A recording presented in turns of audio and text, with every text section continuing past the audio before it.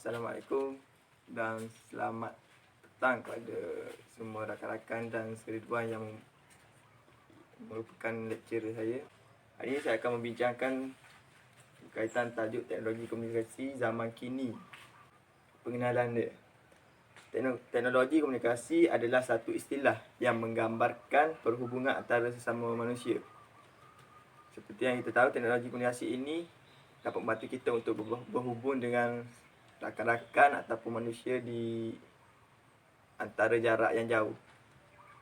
Perhubungan ini berlandaskan kepada teknologi sebagai alat bantu untuk kita menyampaikan maklumat, pesanan, perasaan, mesej maupun fikiran. Dengan proses ini, kita akan mempercepatkan berita dengan cepat dan jelas dan tidak menggunakan tenaga yang lebih.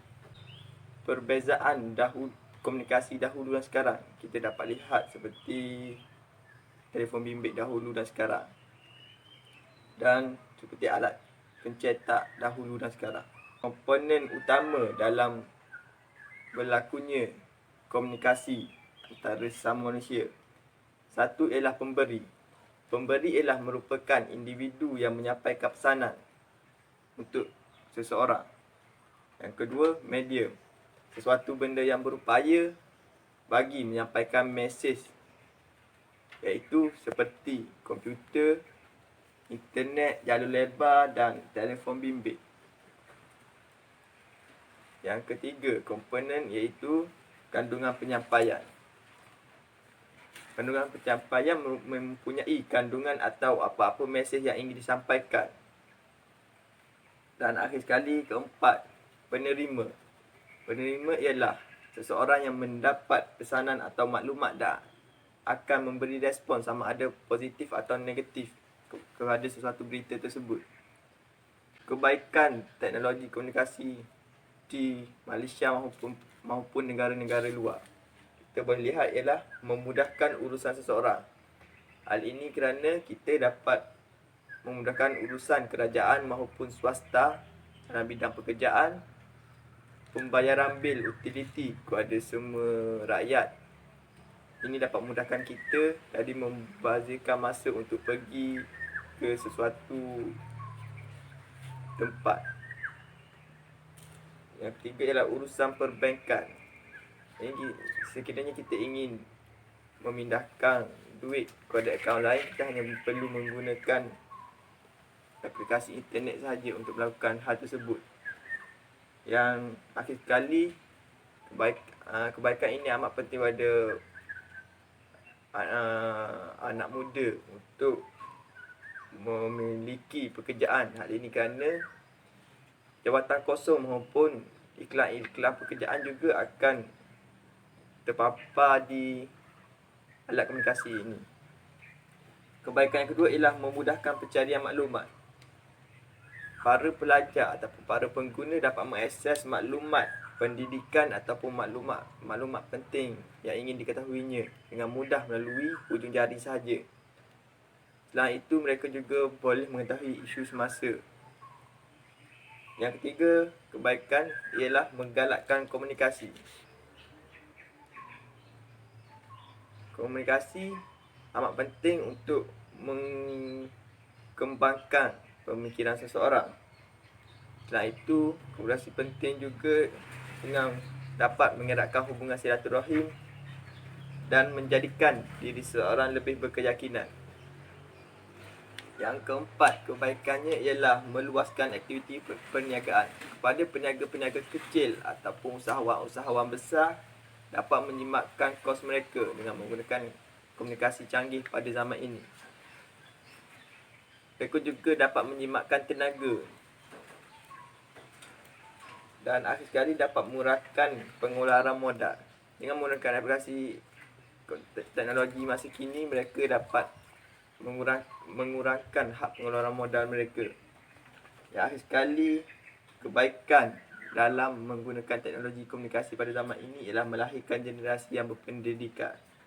Teknologi memberikan sumbangan dalam pendidikan kepada anak-anak maupun pelajar-pelajar universiti. Kesan kepada proses pengajaran dan pembelajaran juga. menjadi satu kebaikan kepada masyarakat pada masa kini. Okey, termasuk ada keburukan pula. Keburukan akan berlakunya jenayah cyber. Hal ini kerana dengan komunikasi canggih pada masa ini akan menyebabkan melahirkan sekelompok manusia yang inginkan kesenangan dengan cepat dan mudah tanpa berusaha. Ketika mereka menggunakan telekomunikasi ini, mereka tidak mengawal tingkah laku dalam penggunaan teknologi. Contoh jenayah cyber yang kita dapat lihat ialah penipuan, pengubahsuaian maklumat, judi dan melihat pornografi dalam media sosial. Yang kedua ialah wujudnya penggoda. Penggoda ini ialah tugasnya menjalankan aktiviti pencerobohan maklumat peribadi seseorang. Yang kedua ialah pihak penggodaan juga akan menghantar virus bagi mengganggu sistem rangkaian komputer. Yang ketiga, keburukan menggunakan alat teknologi ialah mewujudkan plagiarisme dalam pendidikan. Para pelajar melakukan copy and paste dalam kerja mereka bagi memudahkan untuk menyiapkan tugasan yang diberikan oleh seseorang lecturer ataupun guru mereka. Mereka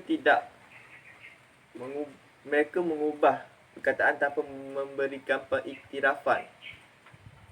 Pelajar akan berpegang lebih lagi kepada prinsip dunia di ujung jari ketika melakukan tugasan. Yang keempat dan merupakan akhir sekali ialah penapisan maklumat cyber yang sukar.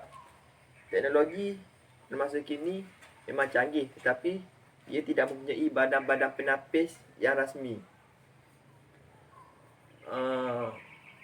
Sekiranya jenayah cyber berlaku, jenayah tersebut tidak dikenakan tindakan undang-undang kerana di dunia ini tidak mempunyai undang-undang dalam untuk mendakwa kegiatan salah laku ini. Kesimpulan, teknologi komunikasi boleh membawa kesan positif maupun negatif kepada semua masyarakat. Kewujudan kedua-dua kesan tersebut bergantung pada tujuan setiap masyarakat yang menggunakannya. Hal ini kerana teknologi komunikasi ini sendiri tidak dapat untuk membezakan yang baik maupun yang buruk.